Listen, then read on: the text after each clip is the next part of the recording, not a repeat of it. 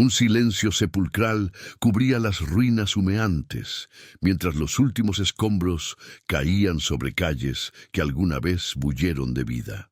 En 6 horas, una ciudad entera había desaparecido del mapa como si nunca hubiera existido. Pero antes de ese apocalipsis final, durante 1095 días interminables, sus muros resistieron lo imposible.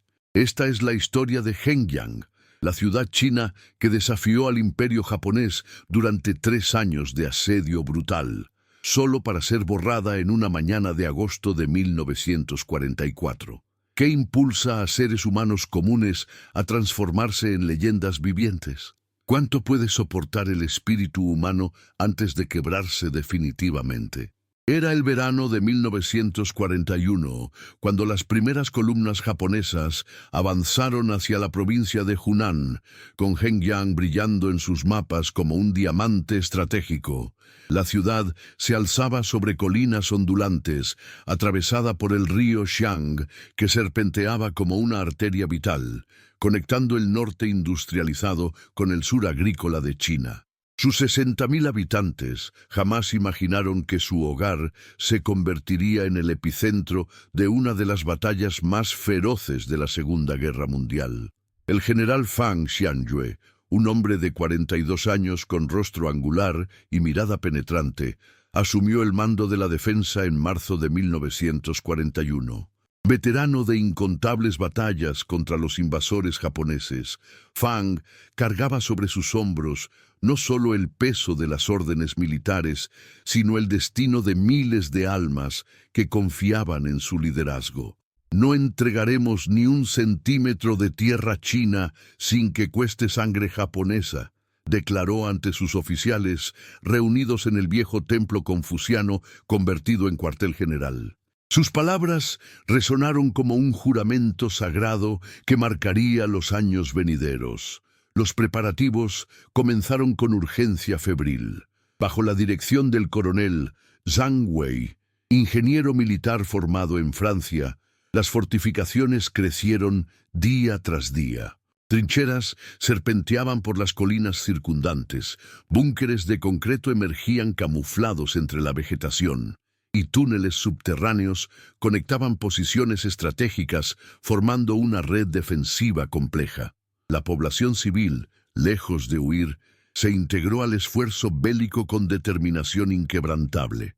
Ancianos acarreaban sacos de arena, mujeres cosían uniformes y preparaban vendajes, niños transportaban mensajes entre los puestos de mando. La ciudad entera se transformó en una fortaleza viviente. El primer ataque japonés llegó en septiembre de 1941, cuando la 40 División del Ejército Imperial cruzó la provincia vecina con la arrogancia de quien espera una victoria rápida. El general Yokoyama Isamu, comandante de la ofensiva, había prometido al alto mando que Hengyang caería en cuestión de semanas. «Los chinos son valientes pero desorganizados», escribió en su diario de campaña. «Nuestra superioridad tecnológica prevalecerá como siempre». Cuán equivocado estaba. El primer bombardeo aéreo sacudió la ciudad al amanecer del 14 de septiembre. 18 bombarderos Mitsubishi G-3M surcaron el cielo despejado, descargando su carga mortal sobre el centro urbano. Las explosiones desgarraron edificios centenarios, arrancaron árboles de raíz y sembraron el terror entre la población. Pero cuando el polvo se asentó y el humo se disipó, los defensores seguían en sus posiciones, mirando al cielo con ojos desafiantes. ¿Acaso las bombas podrían quebrar voluntades forjadas en siglos de resistencia? La respuesta se escribiría con fuego y acero en los meses siguientes. Las tropas japonesas avanzaron confiadas hacia las defensas exteriores de Hengyang. Miles de soldados en formación impecable, apoyados por tanques Type 95 y artillería pesada, iniciaron el asalto el 18 de septiembre.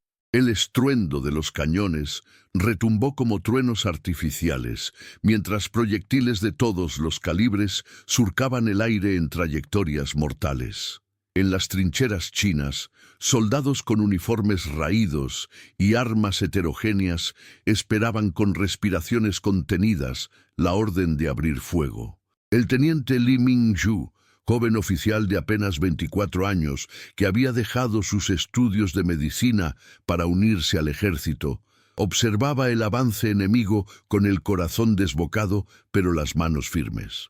A su lado, el sargento veterano Chen Daking, cuyo rostro curtido narraba batallas pasadas, murmuraba palabras de aliento a los reclutas aterrorizados.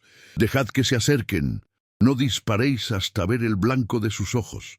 La tensión era palpable. El aire mismo parecía vibrar con anticipación letal. Cuando los japoneses alcanzaron la distancia marcada, el infierno se desató.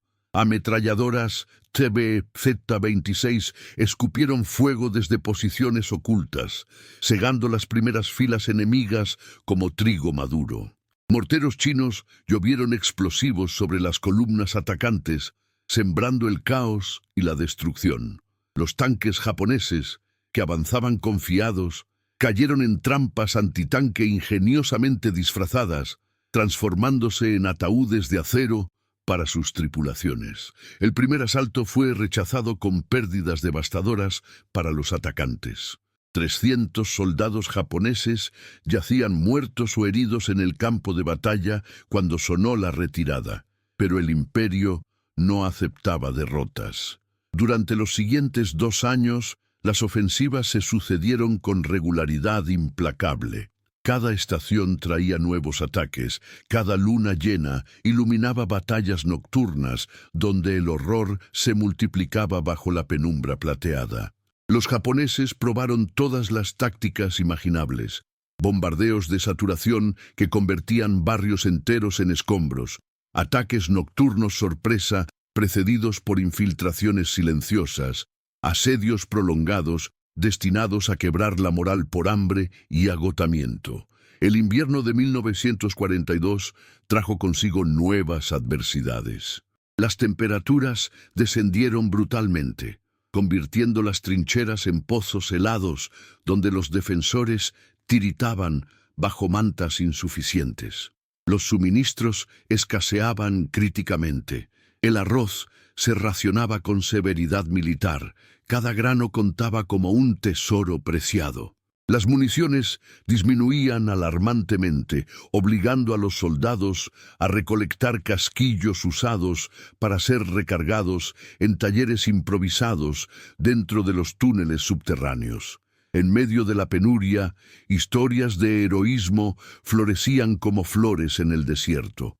La enfermera Wang Shujing, una mujer de 30 años con manos delicadas pero voluntad de hierro, atendía a los heridos en el hospital de campaña cavado bajo una colina. Durante un bombardeo particularmente intenso en enero de 1943, cuando las bombas colapsaron parte del túnel, Wang permaneció junto a sus pacientes en lugar de huir, sosteniendo goteros con una mano, mientras con la otra consolaba a los moribundos. «Nadie muere solo mientras yo respire», susurraba con voz quebrada pero firme. El capitán Zhao Wenchang lideraba el escuadrón de demoliciones, especializado en operaciones nocturnas contra las posiciones japonesas. Alto y delgado, con cicatrices que cruzaban su rostro como mapas de batallas pasadas, Zhao se había ganado el apodo de fantasma de Hengyang entre los japoneses. Sus incursiones relámpago destruyeron depósitos de municiones, sabotearon baterías artilleras y sembraron el pánico en las filas enemigas. En una operación audaz en marzo de 1943, su equipo penetró las líneas japonesas y volaron un puente ferroviario crucial, retrasando el arribo de refuerzos durante semanas, pero cada victoria tenía su precio en sangre. Los cementerios improvisados en las afueras de la ciudad crecían exponencialmente. Filas interminables de cruces de madera marcaban las tumbas de soldados y civiles que habían entregado sus vidas defendiendo su hogar. Las familias lloraban a sus muertos en ceremonias breves, porque el tiempo para el duelo era un lujo que la guerra no concedía. ¿Cuántas lágrimas puede derramar un pueblo antes de que los ojos se sequen definitivamente? Para la primavera de 1944, Hengyang se había transformado en un símbolo de resistencia que resonaba por toda China. Periódicos clandestinos narraban las hazañas de sus defensores. Radioemisoras transmitían boletines de sus victorias. Y en ciudades distantes, los niños jugaban a ser soldados de Hengyang. El general Fang Xianyue se había convertido en héroe nacional. Su rostro aparecía en carteles propagandísticos que lo mostraban desafiante frente a la bandera del sol naciente. Pero en los cuarteles generales japoneses, la humillación se transformaba en furia ciega. El general Yokoyama, cuya carrera militar pendía de un hilo tras 3 años de fracasos, preparaba la ofensiva final. En junio de 1944, bajo el nombre en clave Operación Ichigo, concentró 120.000 soldados, 200 tanques y 300 aviones de combate para un asalto sin precedentes. Esta vez no habrá cuartel ni piedad, ordenó a sus comandantes. Hengyang debe ser borrada del mapa.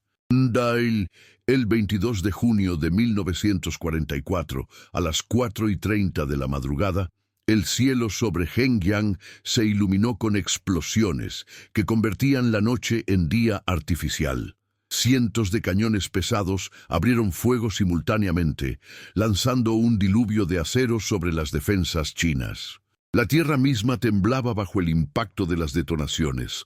Los edificios se desintegraban en cascadas de escombros. Las trincheras colapsaban enterrando vivos a sus ocupantes. Los bombarderos descendieron en oleadas interminables, descargando toneladas de explosivos e incendiarios sobre la ciudad. El fósforo blanco transformó barrios enteros en infiernos ardientes, donde nada vivo podía sobrevivir. El humo negro ascendía en columnas gigantescas que oscurecían el sol, mientras el olor dulzón y nauseabundo de la carne quemada impregnaba el aire. En su puesto de mando semiderruido, el general Fang observaba el apocalipsis con rostro pétreo. Sabía que este era el momento definitivo, el instante donde 3 años de resistencia culminarían en gloria o tragedia. «Caballeros», dijo a sus oficiales reunidos, sus voces apenas audibles sobre el estruendo, «hemos vivido como leones. Si hoy es nuestro último día, moriremos como tales». Las tropas japonesas lanzaron el asalto frontal, olas humanas que avanzaban implacables sin importar las bajas. Los defensores chinos, mermados y exhaustos tras 3 años de combate continuo, resistían con desesperación heroica cada centímetro de terreno. En las calles convertidas en mataderos, el combate cuerpo a cuerpo se libraba con bayonetas, cuchillos y manos desnudas cuando las municiones se agotaban. El teniente Li Mingzhu luchaba en el sector este junto a los restos de su compañía. De los 120 hombres que había comandado al inicio, apenas 18 permanecían en pie. Con el uniforme desgarrado y cubierto de sangre propia y ajena, Li seguía dando órdenes, inspirando a sus hombres con su ejemplo. Cuando una granada japonesa cayó entre ellos, sin pensar se lanzó sobre ella, cubriéndola con su cuerpo. La explosión lo destrozó, pero salvó a 5 de sus soldados. Durante días, el infierno continuó sin tregua. Hengyang ardía, sangraba, agonizaba, pero no se rendía. Cada edificio destruido se convertía en fortín improvisado, cada esquina en campo de batalla, cada superviviente en último defensor. Los japoneses avanzaban metro a metro, pagando cada paso con docenas de caídos. Sus generales no podían creer la resistencia que enfrentaban. ¿Cómo era posible que estos hombres hambrientos, heridos y superados numéricamente siguieran luchando? El 5 de agosto, tras 46 días de batalla ininterrumpida, las fuerzas chinas se replegaron al último reducto de resistencia en el centro de Hengyang. Menos de 3.000 soldados operativos permanecían atrincherados en los sótanos del antiguo Palacio de Justicia. Las municiones se habían agotado casi por completo. Los suministros médicos eran inexistentes. El agua potable escaseaba críticamente.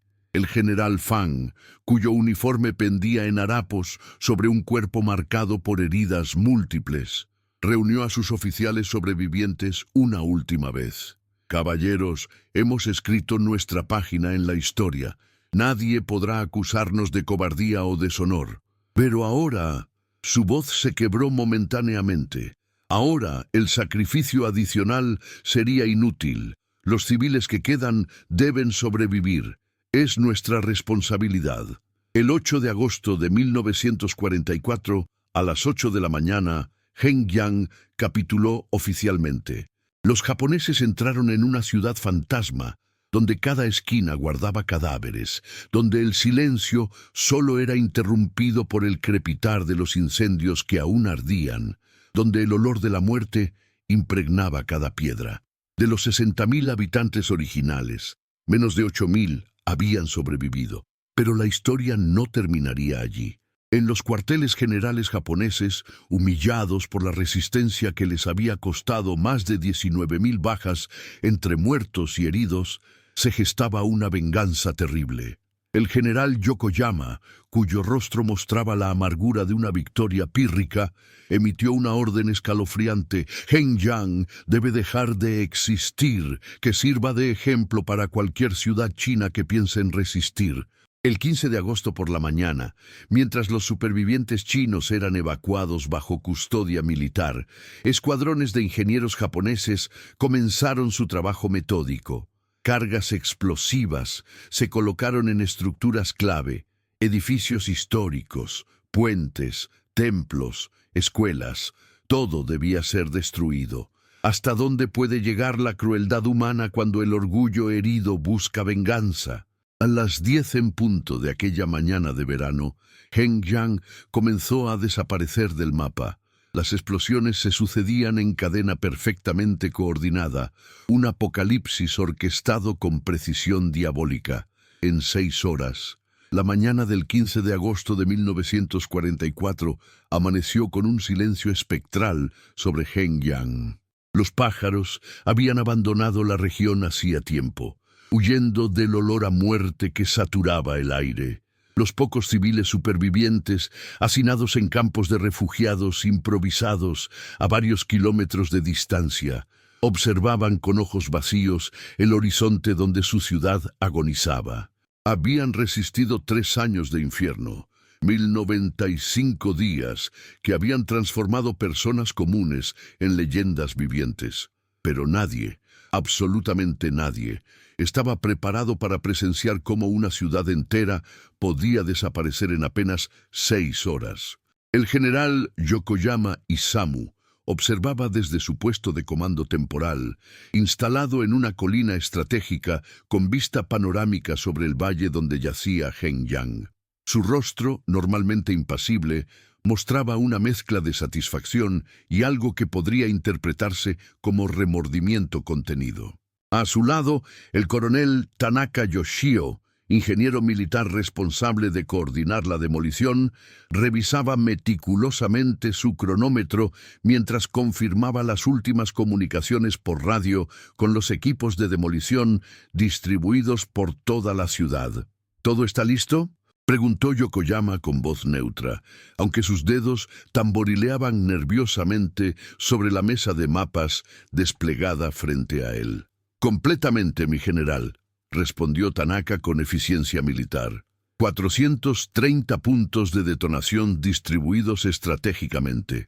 Hemos colocado más de 60 toneladas de explosivos en edificaciones clave, puentes, infraestructuras subterráneas y estructuras históricas. Cuando termine, no quedará piedra sobre piedra. A las 10 en punto, exactamente, Tanaka dio la orden. El primer grupo de detonaciones sacudió el sector occidental de Hengyang. El antiguo templo budista que había resistido 500 años de historia, donde generaciones de monjes habían meditado y orado, se desintegró en una nube de polvo y escombros. Sus pagodas centenarias, con techos curvos decorados con dragones tallados, colapsaron sobre sí mismas en cámara lenta grotesca. El sonido de la destrucción resonó como un lamento cósmico que atravesó los corazones de quienes lo presenciaban. 3 minutos después, el segundo grupo de explosiones arrasó el distrito comercial del centro, edificios de 3 y 4 pisos, con fachadas de ladrillo rojo, donde familias habían operado negocios durante décadas, se desmoronaron sincronizadamente. Las tiendas de té donde ancianos habían jugado mahjong durante tardes interminables, los restaurantes donde se celebraban bodas y nacimientos, las librerías donde estudiantes habían descubierto mundos en páginas amarillentas, todo se transformó en polvareda gris que ascendía al cielo como almas escapando de un infierno terrenal. En el campo de refugiados, la anciana señora Chen, de 72 años, observaba la destrucción con lágrimas silenciosas surcando sus mejillas arrugadas. Había nacido en Hengyang, criado 4 hijos en sus calles, enterrado a su esposo en su cementerio. ¿Por qué?, murmuraba una y otra vez, sus manos temblorosas aferrando un pequeño amuleto de jade que había pertenecido a su madre. ¿Por qué destruir lo que ya está vencido? Nadie tenía respuestas para preguntas que desafiaban toda lógica humana. A las 10:20, las explosiones alcanzaron el distrito residencial norte. Casas modestas con patios interiores, donde niños habían jugado, jardines donde abuelas cultivaban crisantemos, pozos comunitarios donde vecinos compartían chismes y risas, todo fue borrado de la existencia. Las estructuras de madera y adobe no necesitaban explosivos potentes para desintegrarse. Cargas pequeñas bastaban para convertirlas en astillas y polvo que el viento dispersaba como cenizas de cremación. El doctor Wei Wohua, médico de 56 años que había operado sin descanso durante los 3 años de asedio, contemplaba la destrucción con expresión de horror absoluto. Su clínica, donde había traído al mundo a más de 200 bebés durante su carrera, donde había salvado innumerables vidas con recursos mínimos y dedicación máxima, acababa de ser volatilizada. 30 años de mi vida, susurró con voz hueca. 30 años convertidos en nada en segundos. Los puentes sobre el río Xiang fueron los siguientes objetivos. Estas estructuras de piedra y acero habían conectado las 2 mitades de Hengyang durante generaciones, permitiendo el flujo del comercio y las relaciones humanas que dan vida a cualquier ciudad. Cuando las cargas explosivas detonaron simultáneamente en sus pilares de soporte, los puentes se arquearon grácilmente antes de precipitarse al agua en cascadas de concreto y hierro retorcido. El río, testigo silencioso de siglos de historia, recibió los restos con salpicaduras gigantescas que mojaron ambas orillas. A las 11:15 tocó el turno del distrito educativo.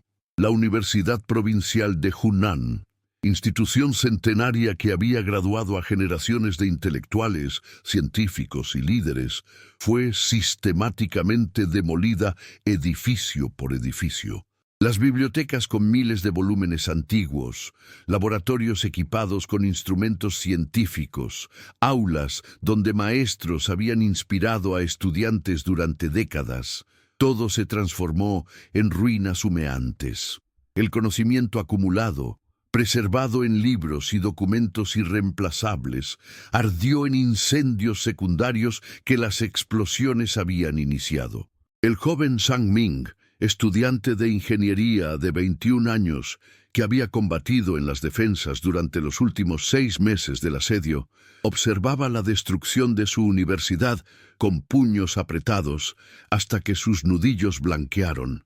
«Nos quitaron nuestro presente, ahora nos roban nuestro futuro», murmuró con rabia impotente, vibrando en cada palabra. ¿Cómo reconstruir una sociedad cuando destruyes sistemáticamente las instituciones que la sostienen? Las explosiones continuaban con regularidad de metrónomo macabro.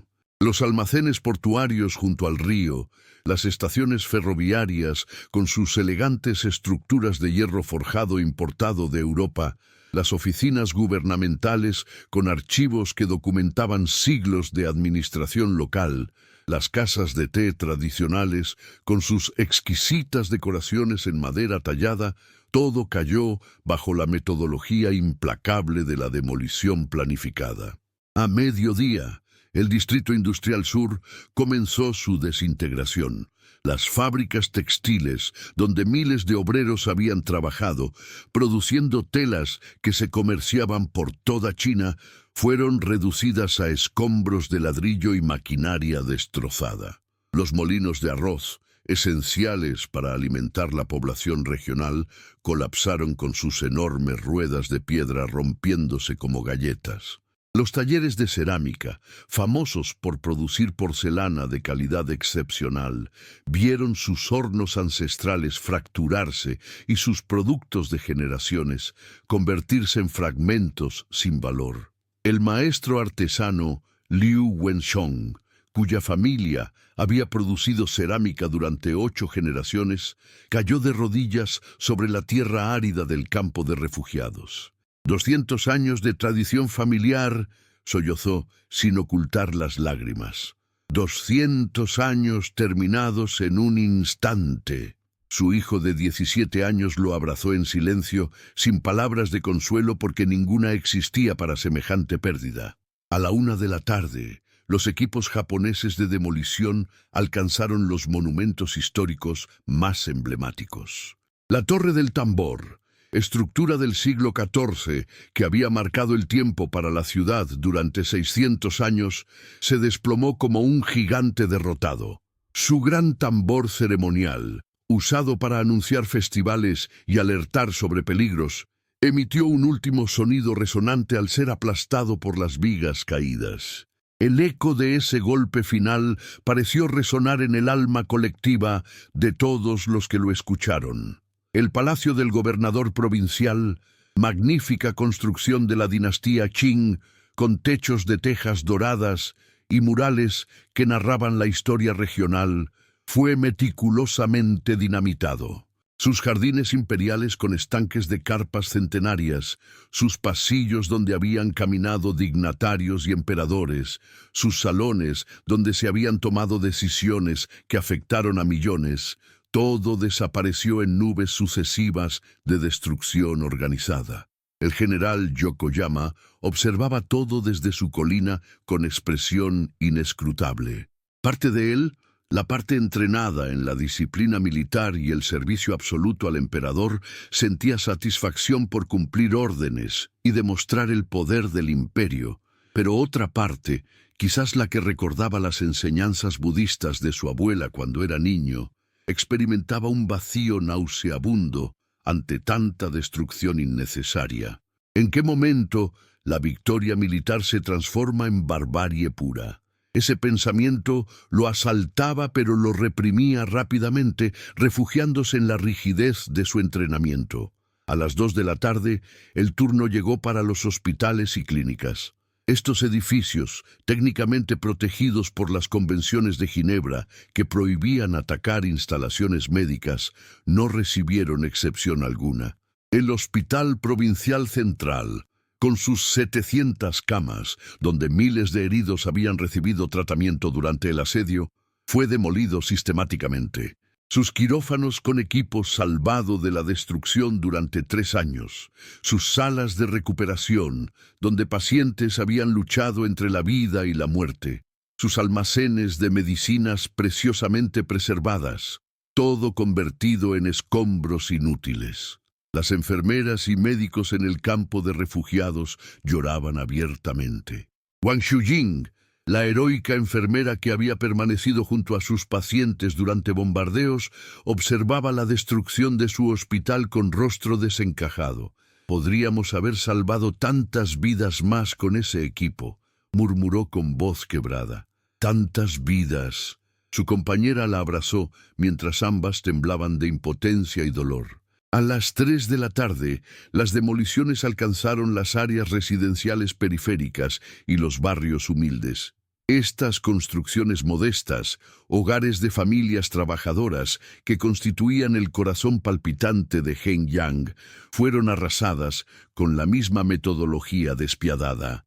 Los pequeños santuarios familiares donde se veneraba a los antepasados, las cocinas comunitarias donde vecinos compartían comidas en tiempos difíciles, los talleres artesanales donde padres enseñaban oficios a hijos, todo fue borrado.